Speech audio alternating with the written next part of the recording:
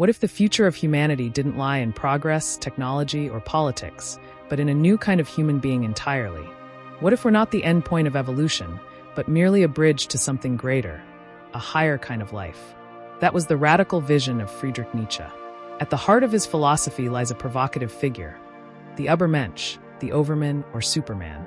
Not a hero in a cape, but a reimagined human spirit. But who is this Übermensch? What does he stand for?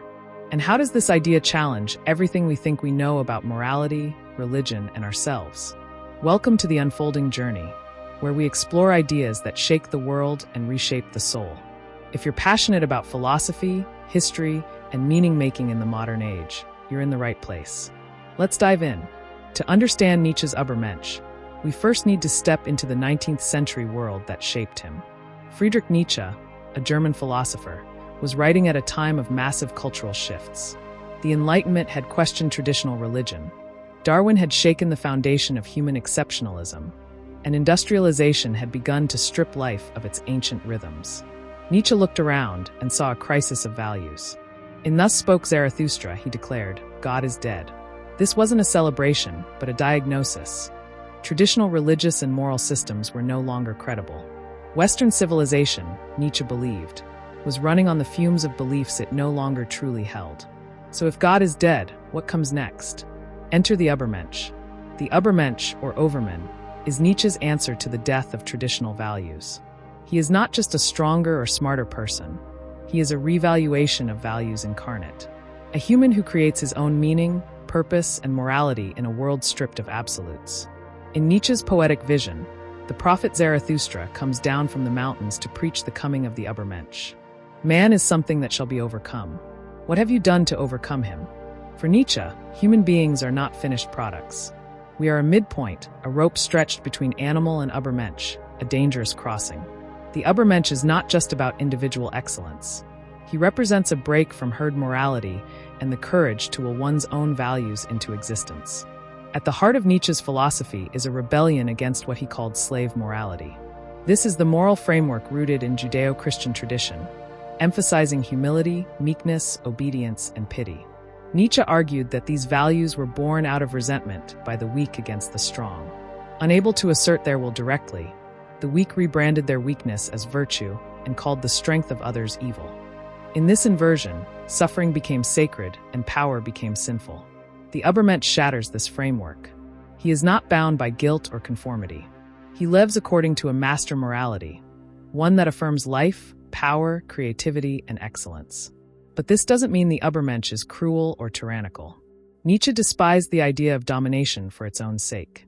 The Übermensch does not seek to control others, but to master himself. He is a creator of values, not a destroyer for destruction's sake.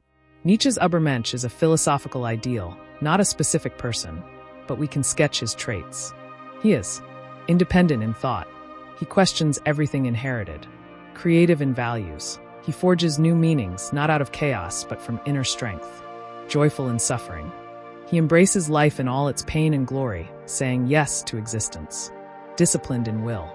He practices the will to power, not as domination, but as self-overcoming, unapologetically authentic. He is not concerned with fitting into societal norms. Nietzsche may have drawn inspiration from figures like Goethe, Beethoven, or even himself, men who defied the norm and lived intensely individual lives. But he didn't believe the Übermensch had yet arrived. He was a challenge, a call.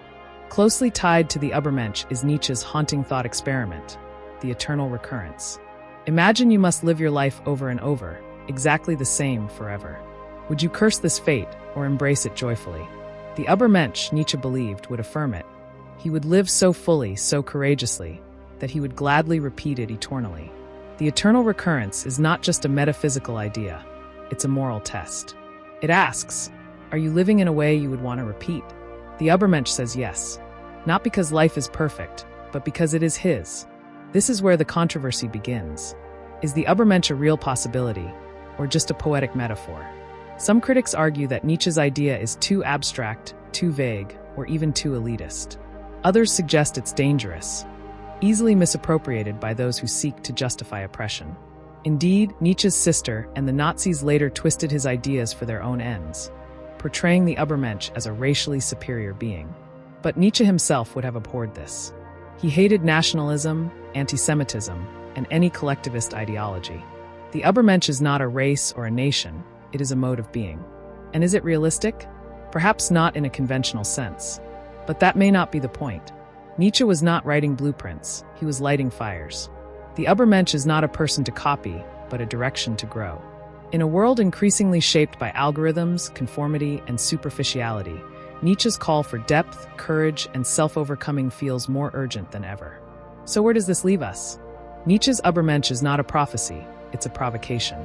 He challenges us to rethink what it means to live authentically in a world without given meaning. He tells us that nihilism is not the end, but the beginning. In the ruins of old values, we are free to create anew. We are not meant to stay as we are. Humanity is not a finished project, it is raw material. The Übermensch is the artist who sculpts himself from the stone of existence. In a time when many feel adrift in meaninglessness, Nietzsche offers a terrifying, beautiful alternative. Don't search for meaning, create it. If this exploration of Nietzsche's radical vision stirred something in you, don't stop here. Lightbulb subscribe to The Unfolding Journey for more deep dives into the minds of the greatest thinkers, philosophy, history, and the quest for meaning in the modern world. Hit the bell icon so you don't miss the next episode. We've only just begun the conversation. Thanks for watching. Stay thoughtful, stay bold, and keep unfolding.